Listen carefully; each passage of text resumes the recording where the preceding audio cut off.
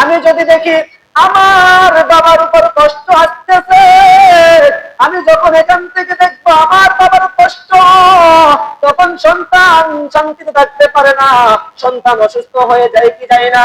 বাবাকে যখন হাসপাতালের মধ্যে রেখে আসে, সন্তান বাড়ি এসে ঘুমাইতে পারে না, পারে না।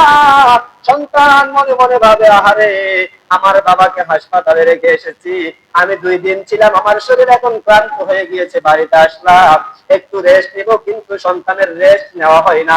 সন্তানের মনটা বারবার শুধু হাসপাতালের দিকে ছুটে যায়।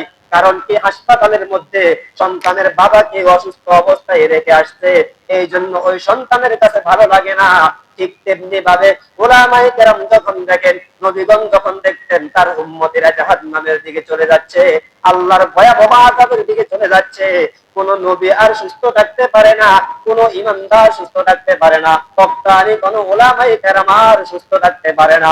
তখন চিৎকার করে করে মানুষদেরকে বুঝাইতে থাকে, চিৎকার করে করে মানুষদেরকে বলতে থাকে, কিন্তু বলতে গিয়ে ওই উলামায়ে কেরাম যারা তাদের ভালো চাই, ওই মানুষগুলো শেষ পর্যন্ত উলামায়ে কেরামের বিরুদ্ধে আচরণ করে। কারণ কি, তারা মনে করে উলামায়ে কেরাম তাদের বিরুদ্ধে আচরণ করে। না না, উলামায়ে কেরাম আপনাদের বিরুদ্ধে কেন যাবে? উলামায়ে কেরাম শুধু আপনাদেরকে কোরআনের কথাটা বলে দিচ্ছে। কারণ কি, উলামায়ে কেরামকে দায়িত্ব দেওয়া হয়েছে, ইন্নাল উলামা ওয়ারাসাতুল আম্বিয়া। আল্লাহর রাসূল বলেন, আমার হক্কানি উলামায়ে কেরাম যারা আছে তারাই আমার ওয়ারিস। সুতরাং এগুলো বলার দায়িত্ব ছিল নবীগণের। নবীগণের দায়িত্ব ছিল মানুষদেরকে এইভাবে হারাম পথ থেকে বাঁচাবে, গুনাহের পথ থেকে বাঁচাবে। আজ নবীগণ নাই, আর কোনদিন নবী আসবে না। নবী উলামায়ে কেরামদেরকে দায়িত্ব দিয়ে গিয়েছেন, ওই দায়িত্ববোধ থেকে আপনাদেরকে বলতে হয়। এতে যদি আপনাদের মনে কষ্টও যায়, এরপরেও বলতে হয়।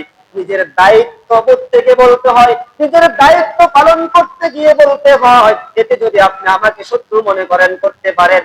এতে যদি আপনি আমাকে বন্ধু মনে করেন, তাও করতে পারেন। এতে যদি আপনি আমাকে হক বলতে পারেন, বলতে পারেন। এতে যদি আপনি আমাকে বাতিল বলেন, আমার কোনো আফসোস নাই। আমার আল্লাহ যদি আমার উপরে খুশি থাকে, রাজি থাকে, দুনিয়ার সমস্ত মানুষ যদি আমার বিরোধিতা করে, আমার এক চুল পরিমাণ ক্ষতি করতে পারবে না।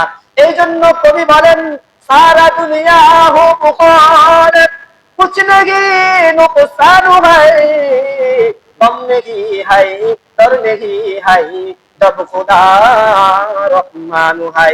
যখন আল্লাহ তাআলা আমার উপর রাজি হয়ে যায়, দুনিয়ার সমস্ত মানুষ যদি আমার পিছনে গিয়ে আমার বিরোধিতা করে, আমার এক চুল পরিমাণ ক্ষতি করতে পারবে না। এই জন্য দায়িত্ববোধ থেকে বলতে হয়, আমাদের সন্তানগুলোকে বাঁচাইতে হবে। আমাদের সন্তানগুলো জাহান্নামের দিকে চলে যাচ্ছে। একজন সন্তানকে আমাদের ময়দানে বাবার বিরুদ্ধে মামলা দায়ের করবে, মায়ের বিরুদ্ধে মামলা দায়ের করবে। আপনারা আজকে আমার বিরোধিতা করতে পারেন, কিন্তু কিয়ামতের ময়দানেও আপনারা আজকে যদি আমি না বলি কথাগুলো, কিয়ামতের ময়দানে বলবেন, আমরা তো ইমাম সাহেব রেখেছি, টাকা দিয়েছি, কিন্তু ইমাম সাহেব তো আমাদেরকে হক কথা বলে নাই। যদি বলতো তাহলে আমরা অবশ্যই অবশ্যই ফিরে থাকতাম। কিয়ামতের ময়দানে যেন আপনাদের আসামির কাঠগড়া থেকে বাঁচতে পারি, এই জন্য এই কথাগুলো বলা।